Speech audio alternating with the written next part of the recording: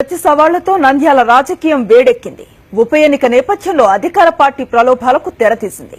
మాట వినకుంటే బెదిరింపులకు పాల్పడుతోంది. ఓడిపోతే రాజకీయాల నుంచి వైదొలుగుతానని మంత్రి అఖిలప్రియ ఇప్పటికే సవాల్ విసిరింది. ఇటు వైఎస్ఆర్సీపీ నేత శిల్పా మోహన్ రెడ్డి కూడా ప్రతి సవాల్ విసిరారు. ఓడిపోతే రాజకీయ సన్యాసం తీసుకుంటానన్నారు. అయితే తన సవాల్ను ఎవరు స్వీకరిస్తారో టీడీపీ నేతలు చెప్పాలన్నారు. ఇక ఉప ఎన్నికల్లో ఎలాగైనా గెలవాలంటే టీడీపీ నాయకులు అడ్డదారులు తొక్కుతున్నారు. శిల్పా మోహన్ రెడ్డి వర్గాన్ని దెబ్బతీయడానికి కుయుక్తులు పన్నుతున్నారు. నంద్యాల ఉప ఎన్నికలో టీడీపీ ప్రలోభాలు, వెంటాడుతున్న ఓటమి భయం, ఓటర్లను ఆకట్టుకోవడానికి రకరకాల తాయిలాలు, ధీటుగా ఎదుర్కొనేందుకు వైఎస్ఆర్సీపీ సిద్దం. నంద్యాల ఉప ఎన్నిక నోటిఫికేషన్ రాకముందే అధికార పార్టీ నేతలు విచ్చలవిడిగా ప్రలోభాలకు పాల్పడుతున్నారు. వైఎస్ఆర్సీపీ బలంగా ఉన్న ప్రాంతాల్లో పెద్ద ఎత్తున తాయిలాలు ఎరవేస్తున్నారని జిల్లా వ్యాప్తంగా ప్రచారం జరుగుతోంది. గ్రామీణ ప్రాంత ఓటర్లను ఆకట్టుకోవడానికి కుట్టు మిషన్లు, ట్రాక్టర్లు, కార్లను ఇవ్వడానికి ఏర్పాట్లు చేస్తున్నట్టు సమాచారం. వైఎస్ఆర్సీపీ అభ్యర్థిగా శిల్పా మోహన్ రెడ్డి పేరును అధిష్టానం ప్రకటించడంతో టీడీపీకి ఓటమి భయం పట్టుకుంది. ప్రతిపక్ష పార్టీ నేతలను బెదిరించడానికి, ఓటర్లను ఆకట్టుకోవడానికి తెలుగు తమ్ముళ్లు అధికార దుర్వినియోగానికి పాల్పడుతున్నారు.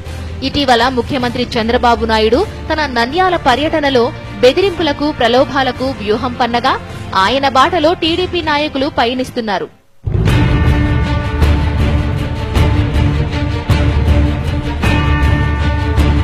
గతంలో శిల్పా మోహన్ రెడ్డి తన వర్గీయులకు జన్మభూమి కమిటీల్లో చోటు కల్పించారు.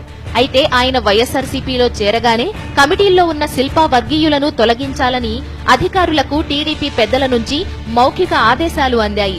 పొదుపు మహిళలు ఉప ఎన్నికల్లో టీడీపీకే పనిచేసేలా చర్యలు తీసుకోవాలని, లేకపోతే ఉద్యోగం ఊడుతుందని ఆ పార్టీ నేతలు బెదిరిస్తున్నారు.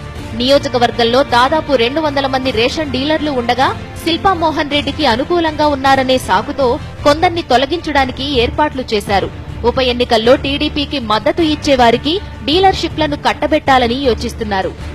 నంద్యాల, గోస్పాడు మండలాల్లో వైఎస్ఆర్సీపీకి అనుకూలంగా ఉన్న వారిని తమ వైపు తిప్పుకోవడానికి టీడీపీ నేతలు అనేక అక్రమాలకు పాల్పడుతున్నారు. నంద్యాల, గోస్పాడు మండలాల్లో 3000 మంది బీసీ మహిళలకు ఒక్కొక్కరికి 5000 రూపాయల విలువైన కుట్టు మిషన్లను, అలాగే కాపు కులానికి చెందిన మహిళలకు 1500 కుట్టు మిషన్లను ఇవ్వడానికి ప్రతిపాదనలు సిద్దం చేశారు.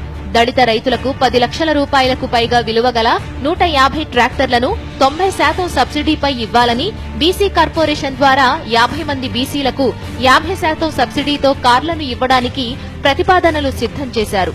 దీంతో పాటు ఇతర కులాలను కూడా ఆకర్షించడానికి ఎలాంటి నజరానాలను ఇవ్వాలనే విషయంపై అధికార పార్టీ నేతలు చర్చిస్తున్నట్టు తెలుస్తోంది. టీడీపీ జిల్లా అధ్యక్షుడు సోమిశెట్టి వెంకటేశ్వర్లు తన కులానికి చెందిన ఆర్య వైశ్యుల ఇళ్లకు వెళ్లి టీడీపీకి మద్దతు కూడగట్టుకోవడానికి ప్రయత్నాలను ప్రారంభించారు.